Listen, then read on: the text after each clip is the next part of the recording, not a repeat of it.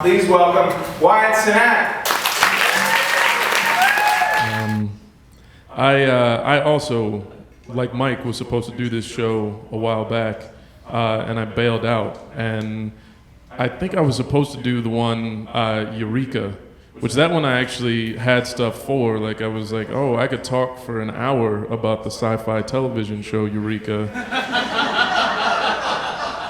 Lots of stuff about that. A town full of scientists, why is it not more interesting? But instead, I agreed to do this, and joy was the topic. And joy it's kind of a tough one for me, only because like I don't have like a lot of moments I can think of as like, oh, that's a joyous moment. Like I don't have like great moments of joy that I think to. And like I've never had those, and I never really grew up with those. Like my parents aren't like Vulcans or anything, but like we just weren't like celebratory people in that way. Like it was, I don't know, for some reason, I guess for me, like I always kind of saw growing up, my thought process was like, oh well, like you don't want to be like overly celebratory because like joy leads to hubris, and hubris leads to hate, and hate leads to fear, and fear leads to the dark side. And I know that I just made a Star Wars reference after I made a Star Trek reference. And fuck you. But I was never that person. Like I'm a person, like I love sports, but when I see like my team score a touchdown and there's like a celebratory dance, I always cringe. Like I know I'm gonna be that old man at an Eagles game that's just gonna be like, act like you've been there before, but I'll like mutter it under my breath because even yelling it is like too much of a show. I don't go to weddings because I feel like even that's like too much. Like, oh yeah, it's great that you all found love in each other's arms, and that's wonderful that you found each other, but at the same time, like half of all weddings end in divorce, and I'm not wishing any bad on you, I just don't know if this is the most appropriate time to do the electric slide. Like maybe after you've been married for like 50 years, then it's appropriate. Now it just seems showboaty. So I say all that because I don't have a lot of moments of joy that I can think to, but I have one from when I was in high school, and I was 17 years old, and I went to an all-boys Catholic high school, and one of the selling points to my parents for this school was that they promised to turn your boy into a man, that they would make a man out of your boy. And so my parents ate it up like catnip and sent me there. And the way they would do this is they would have retreats. They would send you on retreats every year. Freshman year, sophomore year, junior year, senior year, you would go on a retreat where you and some priests would go out in the woods where like nobody could find you, and they'd share secrets with you. Which it's amazing to think that there was a time when like people were okay with letting their children wander off into the forest with priests where no one else could hear. And they were just like, yeah, that seems safe. Get in that rusty van and go with the good father in faith. But that's what we would do. We would have these retreats. So every year you'd go on this retreat and you'd go out into the woods. And so my freshman year, we go out to the woods, and it's just like a day-long thing. And we go out there and get to the woods, and we watched The Great Santini. And that was the priest's idea of sharing the secrets of manhood to you, was that they took you to the woods and made you watch a movie that we could have just saved on gas money and watched back at school, because we did nothing else but just go out there, eat stew, and watch The Great Santini, and then like a priest said a prayer, and that was it. And they did this every year. Freshman year, you saw The Great Santini. Sophomore year, you went back out into the woods and you watched The Great Santini. Junior year, guess what? You're watching The Great Santini again. And that's all it was just somehow watch this movie and, figure out manhood in Robert Duvall having some sort of crazy mixed up feelings about his mortality because his son just beat him in basketball. Like, that's what we were supposed to learn from. So senior year rolled around, and it was like, it's time for senior retreat. And the one thing I knew about the senior retreat was that it was 3 days long. And I was like, shit, I don't want to watch The Great Santini for 3 days straight. That's terrible. And so I wasn't looking forward to it. And then eventually I found out, like the priests, like they pulled us aside and they said, since you're seniors, you're men now, and you get to choose what you want to do for your retreat. And so each kid got to individually choose what they wanted to do, and there were 3 options. And the first option was you would go camping. So a bunch of you would go camping with some priests. And I wasn't really into camping, so I was like, meh, no. And then the second option was like you volunteered on a farm, and like as a black dude, I feel like doing free labor at a farm just isn't a good look. Like, I don't care if it's volunteer work, it's just not a good look. Like, so I was like, I don't want to do that one. So the next option, the last option, was a silent retreat. And you would spend 3 days in this like commune where you would like hike, and there was like a creek, and there was like all this open fields, and the only thing was you couldn't talk. And so I was like, all right, that seems easy enough. So I was like, I'll do that. I'll do the silent retreat. So I went to the silent retreat, and it was actually like, it was really pretty. Like, you go out and there's a creek, and you go hiking, and like, it's really nice. And it's weird when you're somewhere and you don't have to talk, because all of a sudden you have no more obligations. Like, there's like this great weight that's been lifted off your shoulders, because like nobody's expecting anything of you, and like you don't owe anybody anything. So you're just like with your own peaceful thoughts. And it was cool. Like, I'd see like some of the other guys around, like we weren't really supposed to interact, so we'd like run into each other every now and again and like have some like half-ass sign language, like, and like shit like that. And so it was cool for the first day. But then the second day rolled around, and it's weird because the reason they told you, like, the reason they gave us this option of the silent retreat was to kind of understand what the Catholic priests go through when they have like vows of silence and stuff. And they call it a vow of silence, but what it really is quitting talking cold turkey. Which, like, when you quit smoking, you at least get like nicotine gum or like a patch or something like that. But this is just like no fucking talking. Like 17 years of my life, all I've done is talk. And now I can't do it anymore. And I'm starting to have like the DTs, and like I'm getting irritable and antsy, and I'm just like, and like I brought a book, and I'm just like, screw you, book. And just like, and I'm trying to figure out, like, how am I going to get through these next 2 days? And I wound up going to the chapel, and it was like this cool little like dark room where the only light came from this window that was like opaque. And so it was just like opaque sunlight that came into this window.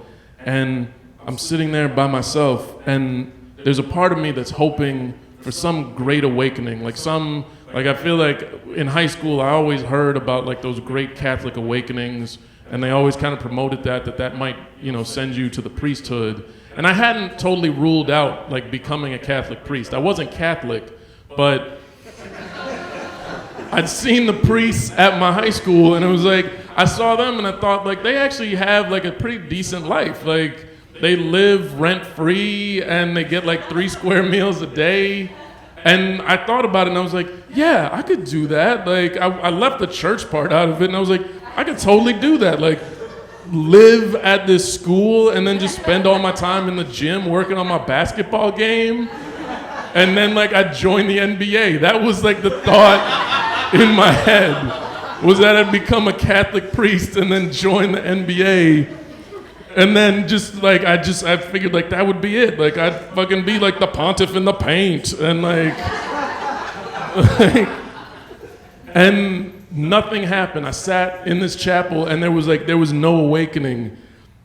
And the opposite thing happened, where I realized how I would get through these next 2 days, which was by sleeping through them. And that's what I decided to do. I decided for the next 2 days, all I was going to do was sleep. And like, I'm not exaggerating. Like, I would eat food and then I would go back to sleep. And if I woke up from a nap, I would go back to sleep. Like, I never left the bed. If I was awake in my dreams, I'd force myself to go asleep in my dreams. Like, it was just, I'm not waking up for 2 days straight. And when it was time to go, we're like all outside waiting for the bus, and I'm well rested. Like, that's the most rested I've ever been in my life. And it showed because I was like jittery with like energy. And I'm noticing that like other guys are also like kind of jittery. And I'm like looking at them and I'm like, and they're like, and I'm realizing like we all fucking bailed on this and we all went to sleep for 2 days.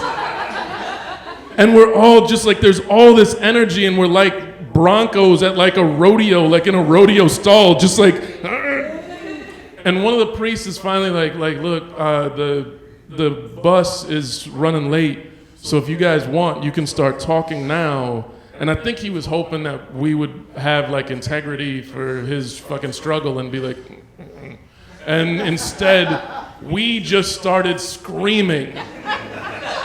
Like, not even words, just,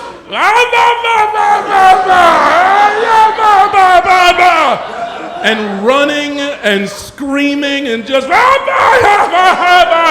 like just hugging each other because we finally could speak again. And it was like so much joy and like this euphoria just washed over all of us, because here's this thing you take for granted, the ability to speak, and it's taken from you, and now all of a sudden you can do it again. And I just had like all this energy and excitement, and I got home, and I got back home, and my little brother and I were both home that afternoon. It was like a Thursday afternoon, and we both got home, and I guess you could say like we were like latchkey kids, and so our folks weren't home yet. And so my little brother and I were there, and my little brother went to the kitchen and like made himself a bowl of cereal, and so he's eating cereal in the kitchen, and I'm still trying to like get this high, like come down from this high and get this energy out of my system. And I'm looking at TV and I'm like flipping channels, and I wound up stopping on Mighty Morphin Power Rangers. And the reason I stopped was because I saw a guy run and do a backflip off a brick wall. And I was looking at it, and in this moment of just like everything that's going in my head, like time is slowing down and I can see things and hear things more clearly, and I look and I understand the mechanics of what he did. That like, oh yeah, he jumps off his right foot and then uses his left foot to both plant and give himself momentum that he uses to sort of go into the backflip, and it just does itself. That seems really easy. That's easy. I could do that. I should do that. Let's do that. And full of joy, I come running down the hallway and into the living room, which was right next to the kitchen where my brother's eating cereal. And I jump off my right foot, and my left foot hits the wall and stays there. And all the joy leaves my body, very much like all the milk is leaving my little brother's body as he's spitting cereal all over the kitchen table in shock. And there's a hole in the wall.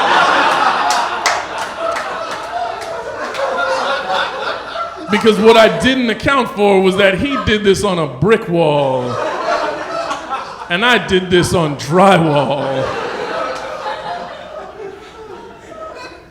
And now I'm totally sobered up, and I'm just like, shit, fuck, this, like, there's a hole in the living room wall. And like my folks, my mother and my stepfather are coming home soon. I don't know how to explain this. Because if I told them that, like, me as a 17-year-old sort of man decided to try to do a backflip off their living room wall, like, they're gonna have me committed. There's no way I can do that. I can't explain it that way. So I'm like, I have to think of something more plausible. And my little brother and I came up with the idea that, okay, here's a more plausible explanation. I was chasing my little brother through the house. And he slipped, and his shoulder fell into the wall, because it was about a shoulder-sized hole. And to make sure, we jammed his shoulder in it, sort of worked it in there so that it fit. And then also so that way he had like some drywall crumbs on him, so it looked real. And we figured this would be a good way to sort of just spread the blame around between like me, my brother, and the guy who built our house.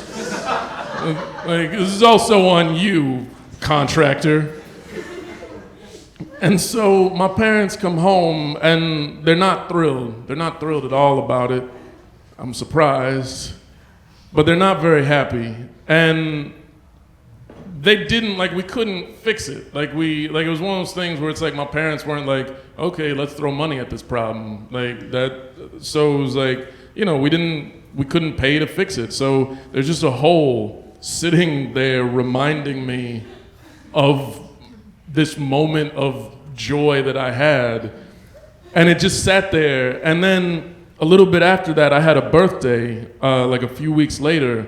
And when I was a little kid, my mother had made this banner, and it was like a 20 by 30 banner, and it said like, "Happy birthday, Wyatt," and there was like a cake on it.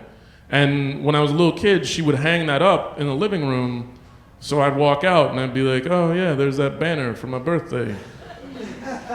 And so now, turning 18, she hangs up this thing that I used to only see as a child on the wall to hide the hole.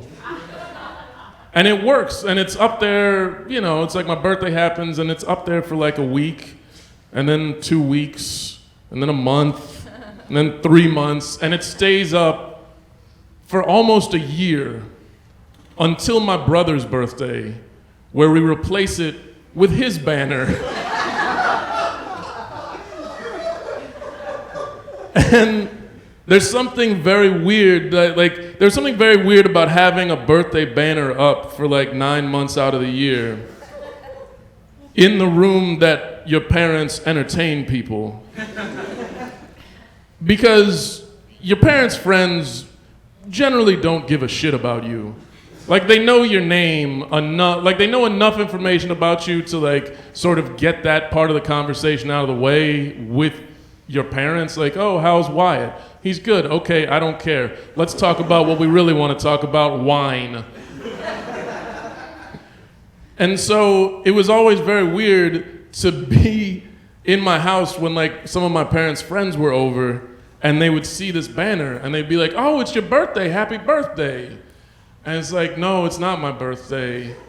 That particular moment of joy that you just felt is actually, it's just a mask for what is a lot of damage underneath.